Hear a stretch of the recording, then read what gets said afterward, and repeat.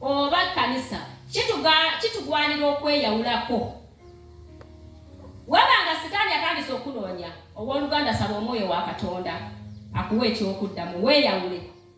Oddeko wabbali oba mu kasenge oba ku lusozi okaabirire Katonda. Senga omubi aba atandise okunoonya ng'akutaddemu ebikeme eby'enjawulo ebyagala okujja mu kuweereza Katonda, ebyagala okujja mu butuukirivu bwa Katonda, era ebyagala okujja mu maaso ga Katonda.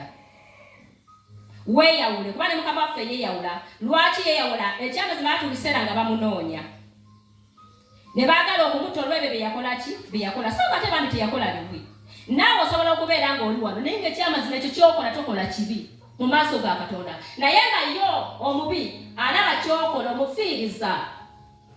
Ogenda okubuulira enjiri eri omuntu oyo gwanywa naye mu bbaala, agamba ono omulokole Simon azze okubuulira omusajja gwe mbadde nnywa naye omwenge amunzijeko, tugenda kuba tukendedde. Aba alina okunoonya n'okusojja ati si kyakuwaayirizeewo ti Simon twamusanze ne gundi. Batte enjiri ey'obwa Katonda. Naye owooluganda omwoyo wa Katonda abeere ng'akulungamya mu ekyo kyonna ky'oyagala okukola. Omwoyo omutukuvu abeere omukulembeze mu linnya lya Yesu.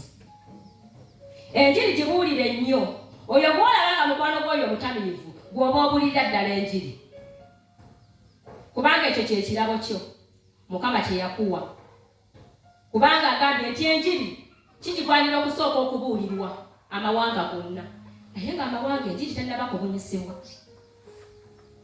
Be babuulira bababuulira, ababasikiriza ne bakkiriza, abamu ne bagaana ne bakakanyaza emitima. Naye oluganda tokoowa, sigala ng'okola ekyo, sigala ng'oyimiridde mu ekyo Katonda kye yakuteekamu okukola. Togwamu maanyi, kubanga bino byonna era ojja kuvumibwa. Naye Katonda abaako ekigambo ky'ateeka ku bulamu bwo. Naye buli kigambo kyonna ky'ateeka ku bulamu bwo Mukama aba alina okukiwa amaanyi, era tekisobola sigala kyekimu. Gwe gwatumye okubuulira enjiri, Mukama ekigambo kyo akiwa amaanyi. Newankubadde nga waliwo abakutiisatiisa, tebagenda kujja Katonda. Ate tewali agenda kutta gwe omwana wa Katonda kyolwokuba obuulidde enjiri, kyolwokuba otambudde mu buweereza. Aboogera boogere. Kati engombe eri ku kyalo ewaffe bagamba abalokole bazunga. Waliwo omwami omu yagamba omukyala najja n'aŋŋamba nkubuulire, oli mukwano gwange naye omusajja wange akwogerera yanzibirako, ate nga nali manyi ti omwami oli mukwano gwange, family friend. Naye n'agamba nti mama Patu sisobola kubeera naye, sisobola na kumuwasa, sisobola. Era n'agamba mugenda ku kyaki, luli ngenda ku kyoto, luli ngenda kubuulira, ngenda kusabira abalwadde ngambeera n'oyo. Namugamba ekyo ne mugamba nti era nange kyova olaba nti Katonda teyamumpa kubanga ye tansobola. Haleluya. Yamuwa gwe yali amusobola. Ne mugamba naye ate era ne bwatanjagala olw'okuba nti ne mugamba nti ekirungi sitambula mu bubi. Ne mugamba onjulira ntambula mu bubi. N'agamba naye nze nkubuulidde era nkubbiddeko oba bw'ayogera, naye ng'ate omukyala mukwano gwange. Naye yanzibirako nga kyakyawa maama Patu kutambula ye tansobola kubanga nkola ki? Ntambula. Naye gye ntambula sigenda mu ki? Sigenda mu bwezi, sigenda mu ssabo, sigenda nze situla mu mboozi nti kunyumya nti ngenze ewa gundi nnyumye. Ntambula nga ntambulira ensonga. Okitegeera ate n'olwali olw'okutaano lwe najjawo era twasisinkana.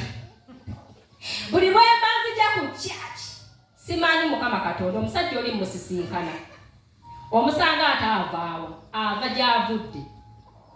Nze ngenda ku kyaki yadda wakaawe. Era bwe nakimanya bwe yasanga olw'okutaano namugamba nti Mukama kati gwe omanyi oba akyawe akole ki?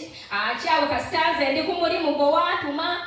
Aleluya. Naawe ogenda kukyayiwa ensi olw'omulimu gwa Katonda mu linnya lya Yesu, naye guba okyayiwa ensi osigaze Katonda. Aleluya.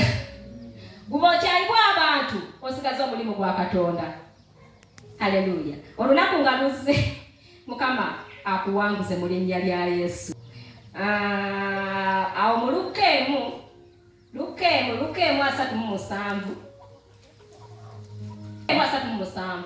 Lukeemu 3:7. Kubanga tewali kigambo ekiva eri Katonda kiri bulwamaanyi. Haleluya. Buli kigambo kyonna ky'onooyogeranga nga kiva mu ggulu tekigenda kubulwa maanyi. Haleluya. Ne bw'onoogenda n'oyingira mu bbaala oba n'obeera wabweru wa bbaala ne bakutiisatiisa ne babaako ye boogera ne bakujerega nti laba otambulira mu kagatto kamu otambulira mu lugoye lumu mbujoka weefuula nti oli mulokole. Buli kigambo kyonna ekiva waggulu mu ggulu tekigenda kubulwa maanyi ekinaava mu mutima gwo oba mu kamwako. Ne bw'oligamba nti gundi ggwe mu biro bwe bityo ogenda kulokoka, ekyo ekigambo tekigenda kubulwa maanyi. Mukama agenda kifukako amafuta kibeeko gwe kisumulula.